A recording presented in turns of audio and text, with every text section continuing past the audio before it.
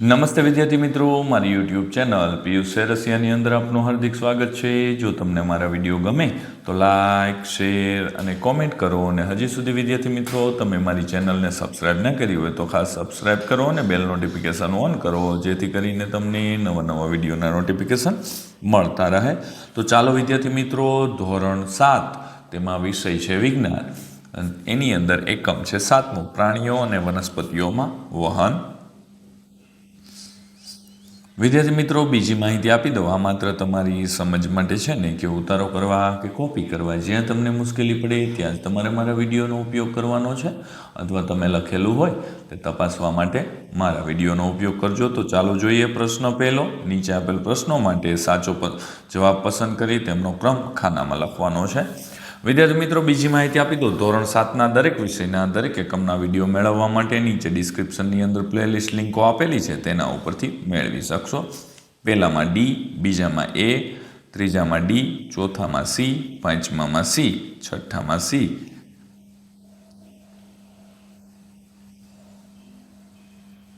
ત્યારબાદ વિદ્યાર્થી મિત્રો, પ્રશ્ન 2 છે જોડકા જોડો। તો એમાં એ વિભાગ અને બી વિભાગ, તો પહેલા સામે ડી, બીજા સામે ઈ, ત્રીજા સામે એ, ચોથા સામે બી અને પાંચમા સામે સી આવશે। તમે પણ કરેલું જશે તો ચેક કરી લેજો। ત્યારબાદ પ્રશ્ન નંબર 3 આવે છે, તફાવત લખવાનો છે ધમની અને શિરા। તો આ જગ્યાએ તમારે તફાવતના મુદ્દાઓ લખવાના છે। તો ચાલો વિદ્યાર્થી મિત્રો, આપણે તે પણ જોઈ લઈએ। ધમનીની અંદર મુદ્દા આવે છે કે તે હૃદયની શરીરના વિવિધ ભાગો તરફ રુધિર લઈ જતી રુધિરવાહિની છે, જ્યારે શિરામાં પહેલો મુદ્દો છે તે શરીરના વિવિધ ભાગો તરફ હૃદય તરફ રુધિર લઈ જતી રુધિરવાહિની છે।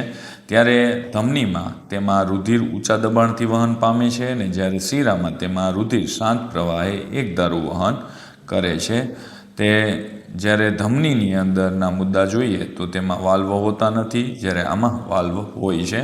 અને ધમનીમાં તેની દિવાલ જાડી અને સ્થિતિસ્થાપક છે, જ્યારે તેની દિવાલ પાતળી અને ઓછી સ્થિતિસ્થાપક છે।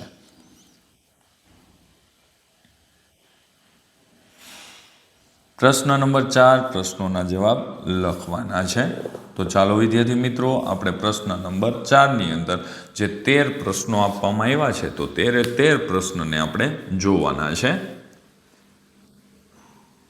પહેલું છે, ધમની અને શિરાના રંગમાં શું તફાવત છે અને શા માટે? બીજું, બુજો બીમાર થયો છે તો રુધિરમાં રહેલા કયા કણોની સંખ્યા ઓછી થઈ જશે? તો આ રીતના 13 પ્રશ્નો છે વિદ્યાર્થી મિત્રો, તેને આપણે કોમ્પ્યુટરાઇઝ જોવાના છે। તો ચાલો જોઈ લઈએ। હવે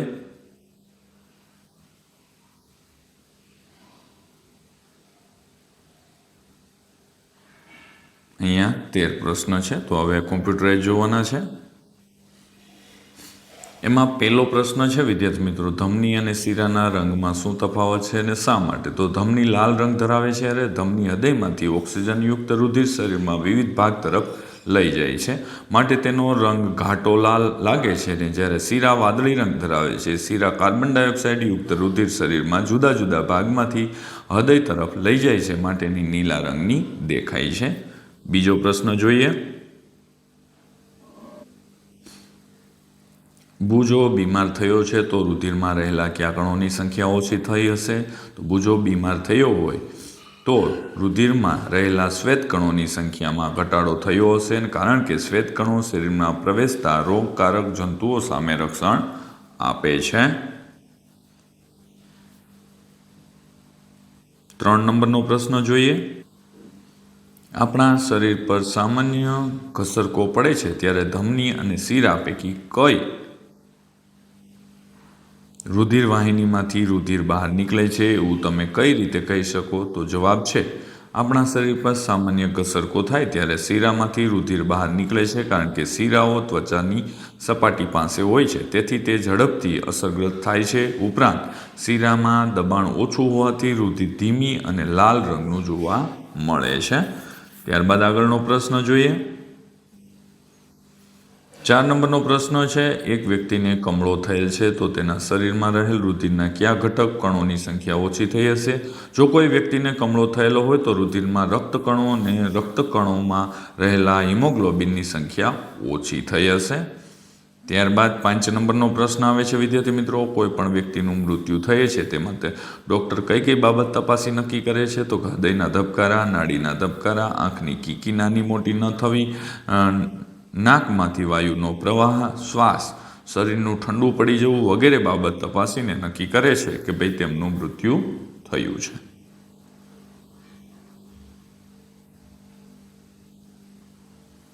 પ્રશ્ન નંબર 6 આવે છે કે ભાઈ બુજોનું રુધિરનું દબાણ, બ્લડ પ્રેશર વધારે માલુમ પડ્યું છે તો તેણે શું કરવું જોઈએ? તાત્કાલિક ડૉક્ટરની સલાહ લેવી જોઈએ, નિયમિત દવા લેવી જોઈએ, આહારમાં મીઠાનો વપરાશ ઘટાડવો, તળેલા અને પ્રોસેસ્ડ ખોરાક ટાળવો જોઈએ, નિયમિત કસરત કરવી જોઈએ, તણાવ ઓછો કરવો માટે પૂરતી ઊંઘ લેવી. આ તમામ પગલાં લઈ બ્લડ પ્રેશરને નિયંત્રિત કરવામાં મદદ થશે અને હૃદયનું રોગનું જોખમ ઘટશે.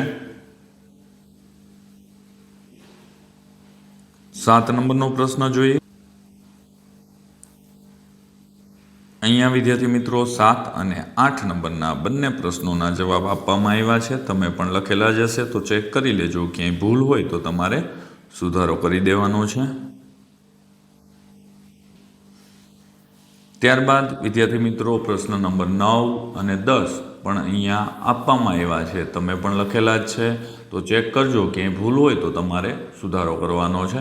તેમજ વિદ્યાર્થી મિત્રો, જો તમને મારા આ વિડીયો સારા લાગે તો લાઈક, શેર અને કોમેન્ટ કરવાનું ભૂલતા નહીં, જેથી કરી અને બીજા નવા વિડીયો પણ તમને સરળતાથી મળતા રહે. ત્યારબાદ આવે છે પ્રશ્ન નંબર 11. ખૂબ જ ઊંચાઈ ધરાવતી વનસ્પતિના મૂળમાં રહેલા મૂળ રોમથી જમીનમાં રહેલા પાણી પર્ણો સુધી પહોંચે છે તો આ ક્રિયા માટે કઈ ઘટના જવાબદાર છે? તો વનસ્પતિ પાણી અને ક્ષણિક ક્ષારોનું વહન માટે પાઇપ જેવી વાહિની ધરાવે છે, જેને વાહક પેશી કહે છે. આ વાહક પેશી સળંગ નળીઓનું જાળું બનાવે છે, તેમાં દ્વારા પાણી પર્ણો સુધી પહોંચે છે. આગળનો પ્રશ્ન જોઈએ. વનસ્પતિમાં રહેલા વાહક પેશીઓ કપાઈ જાય તો શું થાય એને ચર્ચા કરીને નોંધ કરવાની છે. તો અહીંયા વિદ્યાર્થી મિત્રો વિસ્તૃત ચર્ચા કરવામાં આવી છે. તમે પણ લખેલું જ હશે તો ચેક કરજો.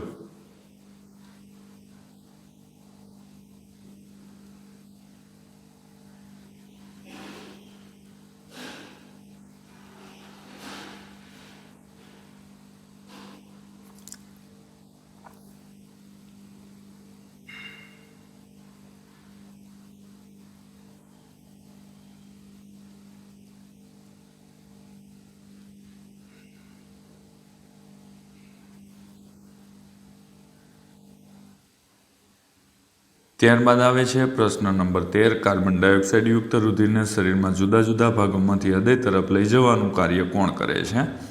તો વિદ્યાર્થી મિત્રો અહીંયા એનો જવાબ આપવામાં આવ્યો છે.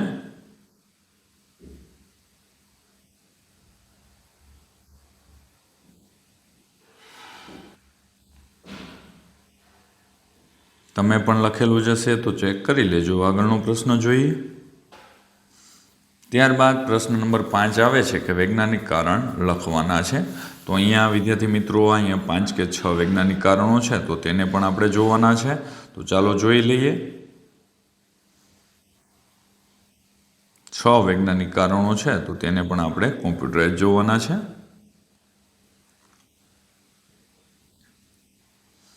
તેમાં પહેલું છે ગરમીના દિવસોમાં આપણે પહેરેલ કપડાં પર સફેદ ધબ્બા શા માટે જોવા મળે છે? તો ગરમીમાં આપણને પરસેવો વધારે થાય છે અને પરસેવામાં શરીરમાંથી ક્ષાર અને યુરિયા પાણી સાથે નિકાલ પામે છે, માટે ક્ષારના કારણે સફેદ ધબ્બા જોવા મળે છે. તેમાં બીજું કારણ છે તે દિવસે ઝાડ નીચે બેસવાથી ઠંડકનો અનુભવ કેમ થાય છે? તો ઝાડ શૌચેલા બધા જ પાણીનો ઉપયોગ કરતું નથી, તે બાષ્પીભવન ક્રિયા દ્વારા પર્ણરંધ્ર મારફતે પાણી બાષ્પ સ્વરૂપે બહાર નીકળે છે, જેના કારણે ઠંડકનો અનુભવ થાય છે. 3 નંબરનો પ્રશ્ન જોઈએ. અહીંયા 3 નંબરનું કારણ છે કુદરતી આવેગને શા માટે રોકવા જોઈએ નહીં? તો કુદરતી આવેગ ઉત્સર્જન દ્રવ્યો હોય છે. આ ઉત્સર્જક દ્રવ્યો ઝેરી અને શરીરને નુકસાનકારક હોવાથી તેમને શરીરમાંથી સમયાંતરે દૂર કરવા કુદરતી આવેગને રોકવા જોઈએ નહીં. ત્યારબાદ છે ચોથું, દોડ્યા પછી નાડી દરમાં વધારો થયેલો જણાય છે ને શા માટે? તો દોડ્યા પછી નાડી દર વધે છે કારણ કે સ્નાયુઓને વધુ ઓક્સિજન અને એનર્જી જોઈએ છે. તેથી હૃદય ઝડપી ધબકે છે અને એન્ડ્રેનાલિન હોર્મોન પણ વધે છે અને શરીરનું તાપમાન નિયંત્રિત કરવા માટે રક્ત પરિભ્રમણ વધે છે. ત્યારબાદ 5 નંબરનું કારણ આપવામાં આવ્યું છે વિદ્યાર્થી મિત્રો, તમે પણ લખેલું જ હશે તો ચેક કરજો, ક્યાંય ભૂલ હોય તો તમારે સુધારો કરી દેવાનો છે. તો ચાલો જોઈએ આગળનું.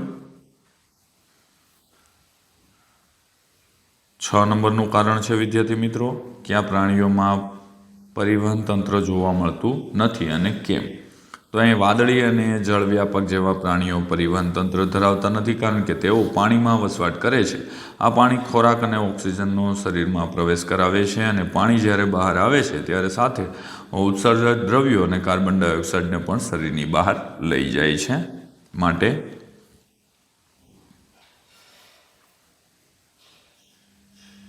ત્યારબાદ પ્રવૃત્તિ નંબર 6 આવે છે, જેમાં નકામી નિંદામણ પ્રકારની વનસ્પતિનો કોઈ એક છોડને મૂળ સહિત ઉખાડી તેમાં મૂળતંત્રનું અવલોકન કરો અને તમારા અવલોકનની નોંધ કરવાની છે.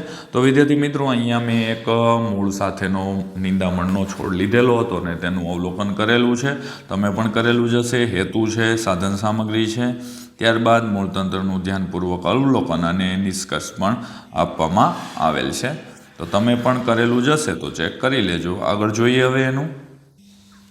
અહીંયા તેમની આકૃતિ પણ આપવામાં આવી છે કે તમારે તેને પાણીમાં ધોવાનું છે. પ્રશ્ન 2 છે, સૂકી દ્રાક્ષને પાણીમાં 3-4 કલાક પલાળી રાખો, ત્યારબાદ શું જોવા મળે છે તેની નોંધ કરવાની છે. તો વિદ્યાર્થી મિત્રો, તેનો પણ પ્રશ્નનો જવાબ અહીંયા મેં આપેલો છે. તમે પણ કરેલું જ હશે. ઘરે પણ તમે ચેક કરજો કે ભાઈ સૂકી દ્રાક્ષને પાણીમાં પલાળી રાખતા તેમાં કેવા પ્રકારના ફેરફાર થાય છે. ત્યારબાદ પ્રશ્ન નંબર 3, ફૂલ સફેદ ધરાવતા છોડની એક કુમળી ડાળીને વચ્ચેથી સહેજ ચીરી બંને છેડાઓને જુદા જુદા રંગના પાણીમાં ડૂબાડો. ફૂલના રંગનું અવલોકન કરો. પ્રવૃત્તિ નોંધ તૈયાર કરવાની છે. તો અહીંયા મેં તેમની સાધન સામગ્રી અને નીચે ચાલો જોઈએ આકૃતિ.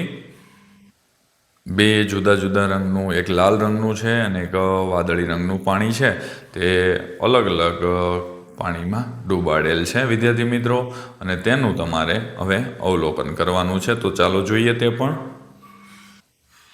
એની પદ્ધતિ છે, 2 ગ્લાસ લો અને બંનેમાં પાણી ભરો. એક ગ્લાસમાં લાલ ફૂડ કલરના થોડાક ટીપા, બીજા ગ્લાસમાં વાદળી ફૂડ કલરના ટીપા નાખીને બરાબર મિક્સ કરો, જેથી પાણી લાલ અને વાદળી રંગનું બની જાય છે. અને ફૂલ સફેદ ધરાવતા છોડની ડાળીને તેમાં નીચેના છેડેથી લગભગ 5-7 સેમી ઉપર વચ્ચેથી સહેજ ચીરીને 2 ભાગમાં વિભાજિત કરો. ધ્યાન રાખો કે ડાળી ફૂલની નીચેના ભાગ સુધી પૂરી ન ચીરાય, ફક્ત નીચલો ભાગ જ ચીરવાનો છે. ડાળી ચીરેલા બંને છેડાને એકસાથે પકડીને એક છેડો લાલ રંગમાં અને પાણીમાં અને બીજો છેડો વાદળી રંગમાં ડૂબાડેલ છે તેમ રાખો. 3-4 કલાક બાદ ફૂલના રંગનું ડાળીના ચીરેલા ભાગનું ધ્યાનથી અવલોકન કરવાનું છે. તો અવલોકન કરશો તો વિદ્યાર્થી મિત્રો, તમે ઉપર ફૂલ જોયું તેવું તમને જોવા મળશે. અહીંયા વિદ્યાર્થી મિત્રો, આ પ્રશ્નનો જવાબ ખૂબ લાંબો છે, પણ તમે આની અંદર તમે અવલોકન કરો એટલું ટૂંકમાં પણ લખી શકો છો. એવું નથી કે પૂરેપૂરું જ મેં અહીંયા બતાવેલું છે તેવું લખવાનું છે. બીજું, તમે જાતે કરેલું હશે તો તમને એ પણ ખબર પડી જશે કે આમાં આપણે કેટલું કરવાનું છે.